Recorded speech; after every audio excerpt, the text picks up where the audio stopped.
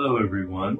I want to talk today about what's going on in Iran right now. The brutality of the Islamic Republic and the mullahs is absolutely out of control. I wanted to talk about what's going on, not in a detailed sense. Instead, I wanted to talk more on a kind of strategic level.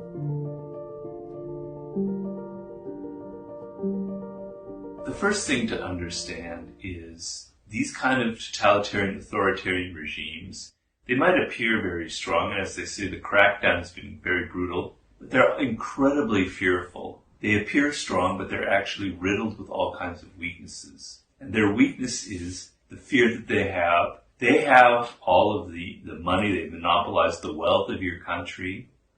They've monopolized the weaponry, the military, etc.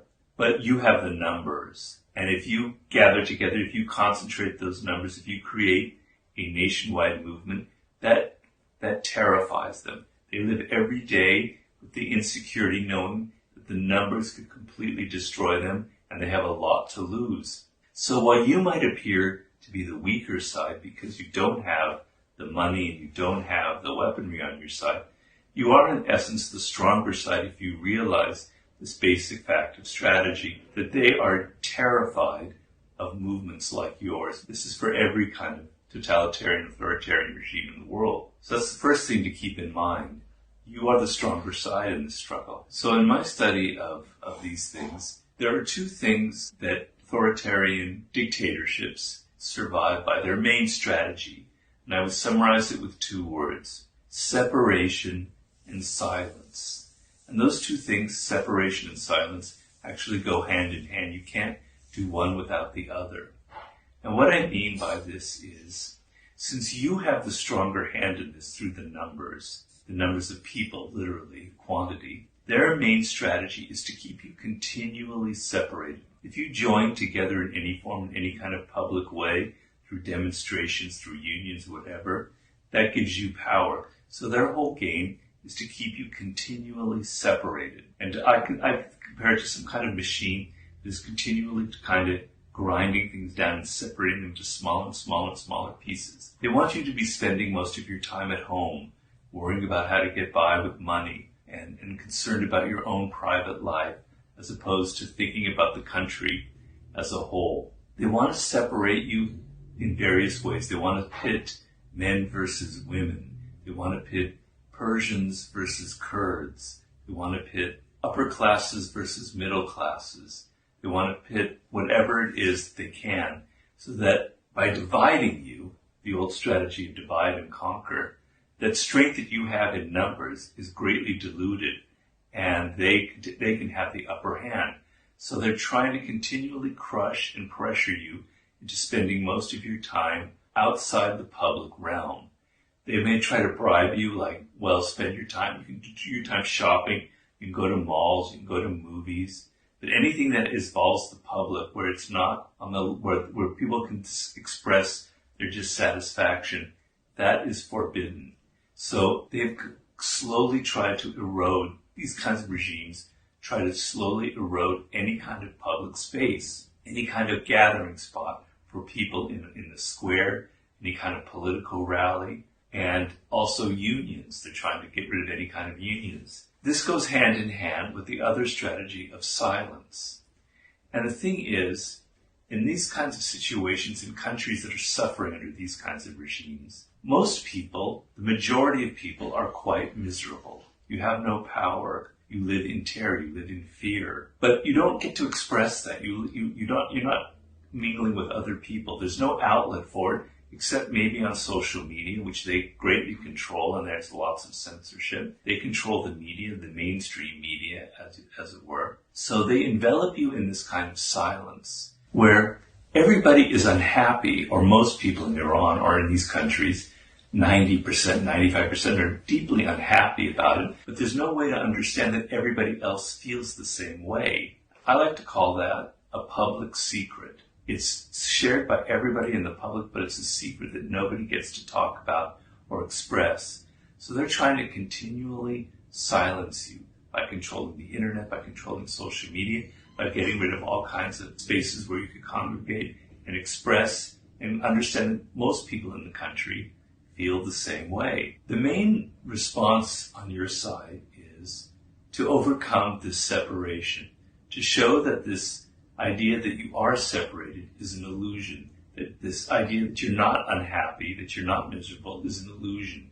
You want to break this kind of spell that they have created over you where you're all separated, you're all living in your private homes, you're all living in your little neighborhoods and nobody's communicating with one another. So you want like a nationwide movement. You want to open the doors so that everybody is seen together, visibly seen together. The more numbers, the better. And you want to try and resist this kind of dynamic that they're foisting upon you of continual separation. So what is happening in these movements, and we've seen it in Sri Lanka, we've seen it in Russia, we've seen it in other parts of the world, in the Arab Spring movement, where there is this beginning of this swelling movement among the populace that's growing, is that they're going to continually try to pit one side against another. They want to kind of fracture your movement. They want to make it seem that you are actually going to create more problems, that businesses are going to fail, that you're going to make life worse for people in this country. So they're going to try and separate the working classes from the elites, etc., or men versus women, because this is a movement that largely at first was generated by women with the Amini protest, which is one of the most important factors in your favor, actually, because the thing is, if you get women involved in a movement like this, it's women from all classes, women from all ethnicities. This bridges all of the separation gaps that they're trying to create. You're overcoming this separating tendency they're bringing through actually the organizing of women of all classes and ethnicities throughout the country. But they're going to try and separate you, and you have to resist this with all of your might. So you're all in this together. Every person, every ethnicity, every faction is in this together. And you're not going to fall for the dynamic where they're going to try and separate you on any level. The other thing is the silence. You have to be continually voicing and making it apparent and making it clear so that this public secret becomes public knowledge. Everybody in the country knows what is going on. Everybody knows that everybody else, their neighbors, are equally unhappy. Everyone has the same similar kind of complaints and gripes and suffering in the same way. And your voices are raised, and you're raising it continually. You're shouting from your balconies. You're shouting from the rooftops. You're giving slogans out. You're breaking the spell of silence they're trying to foist on you on a day-to-day basis. Now, the thing I've come to learn in studying these movements is the element of time, which is an incredibly important factor. Because what often happens is there's this initial burst, this initial wave of anger that kind of overcomes everything I talked about. It overcomes the separating dynamic. It overcomes the silence. And then it tends to fritter away because that's human nature. It's hard to sustain this for very long. And so what will happen is, in the beginning, there'll be these moments where it's kind of crystallized as these protests. And then there'll be these gaps of like a couple of weeks where nothing will happen. And then it kind of grows longer and longer and longer. And the whole thing kind of peters out. And then the crackdown the situation becomes even worse. Because they have learned from your protest movement how to fight more effectively against it, how to crush you even more brutally. And they're going to do it, and they're going to find other ways.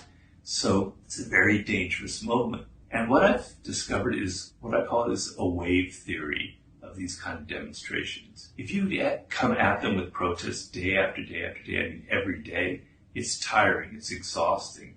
It's hard to get people to be involved in that. It's taking a lot of energy and time and commitment on people's part. And also, if you're coming day to day to day, the crackdown will be even stronger. You'll bring out the worst, because once again, remember, they live in their terror of you.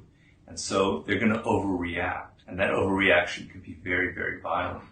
But if you let too much time go by, if like a week goes by or 2 weeks go by, the energy starts to flag.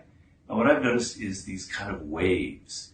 If every few days or every week you hit them with a new wave, you're out on the streets with in different cities in different parts on the day